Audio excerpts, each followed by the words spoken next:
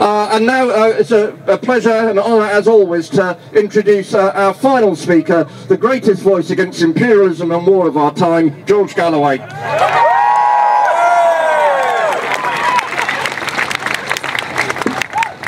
Almost 25 years ago, I stood in this square with the late and great Mr. Ben and the late and also great Bob Cryer, right here when the first bombs of the first Iraq war began to fall.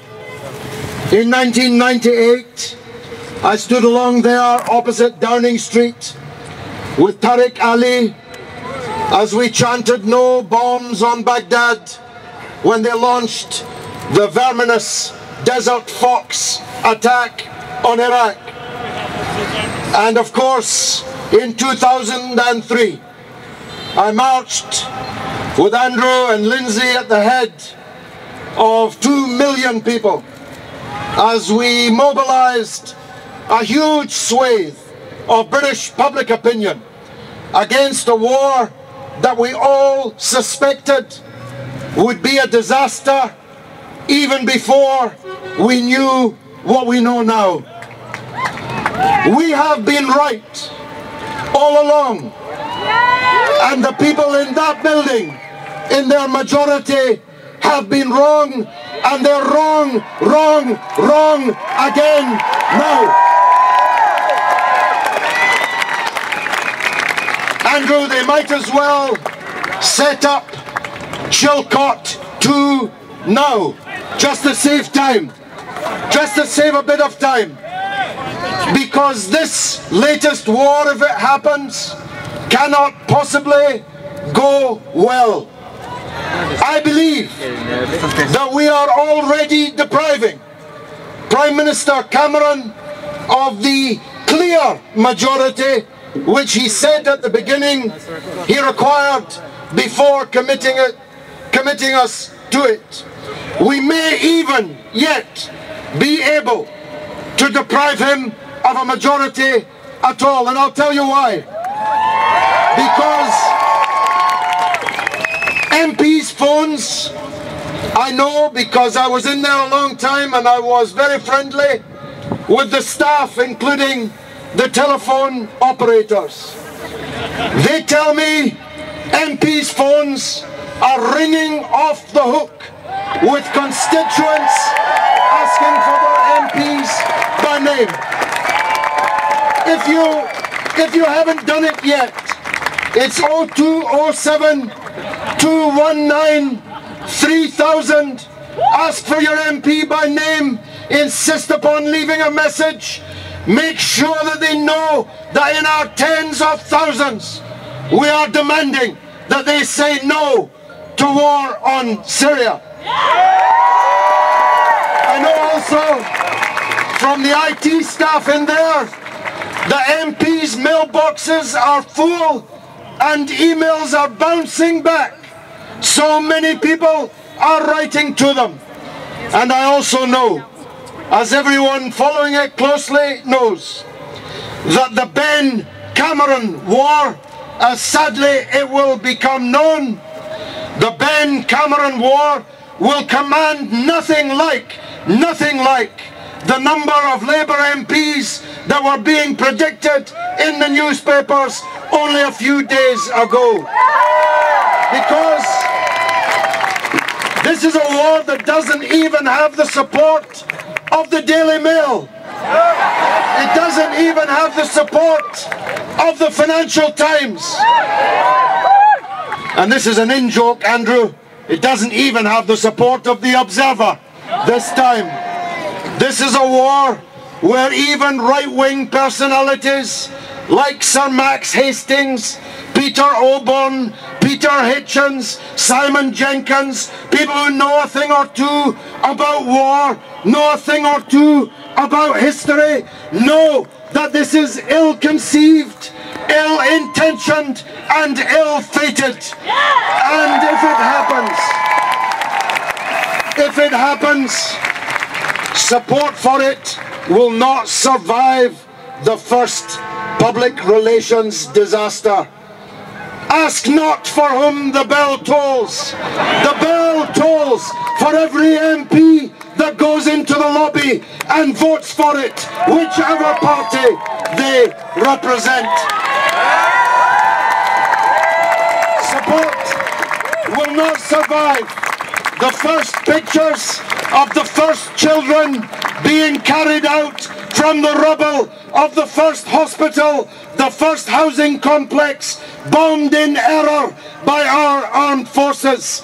It will not survive the first footage, I'm sorry to tell you, of the first British pilot in the hands of the savages of ISIS and Al-Qaeda. And I'm even sorrier to say, as someone running to be mayor of this city, it will not survive the first atrocity which these fanatics will seek to carry out here on the streets of London. So for all of these reasons, this war must be opposed. We're opposing it, and we need those people over there to oppose it too. Congratulations to all of you for coming here. My very last point is this, and it's an advertisement. Thank God for the Stop the War Coalition. Without the Stop the War Coalition, none of these protests would have been possible. So if you're here tonight and you haven't joined, or like me, you haven't paid this year for the Stop the War Coalition, do it, join it, make it bigger, make it stronger, because I'm sorry to tell you, this won't be the last time we'll have to be on the streets of London. Thank you very much indeed.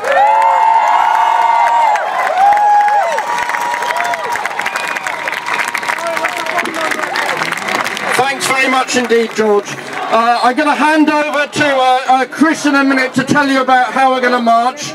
But can I just say, we want to march through the streets of London. We want to make a lot of noise. But though we are all angry, we want this to be a disciplined march, so we don't give our opponents any reason to divert attention from our central message, which is don't bomb Syria. Congratulations everyone for coming out tonight. This must be the fastest growing emergency protest we've had in years. We only announced it last night and there's at least 4,000 or 5,000 people in the square. That's fantastic. And there are people demonstrating right across the country. I've just had a message from Newcastle where there are 400 people in the centre of town. There are protests in Nottingham, in Leicester, in Bristol, in Lim Village, right around the country, in Glasgow and Edinburgh last night, Liverpool on Saturday. This is a protest movement that is growing. This is a movement that can win.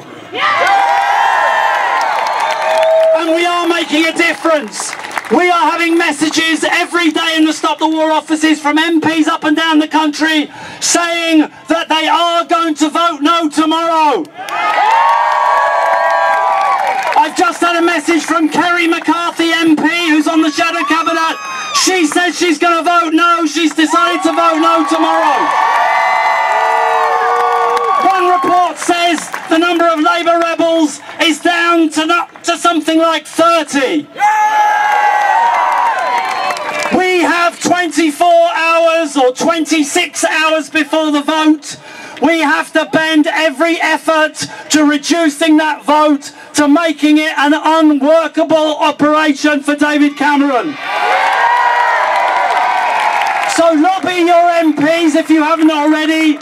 Spread the word about the lobbying. Phone them up, email them, tweet them, Facebook them, and most of all, come back here tomorrow at 6 o'clock. We're going to have a die-in to show what their murderous plans are going to do to the people of Syria. Now we're going to march. We're going to march to the Tory party headquarters. We're going to march to the Labour Party headquarters. We're going to respectfully hand in a letter to both places, urging all MPs to defy the gung-ho atmosphere and to resist the siren calls of war. It's very important that we are that we march in a disciplined fashion. The eyes of the world are on us. We have a fantastic turnout today. Today, we are representing tens of millions of people around the country.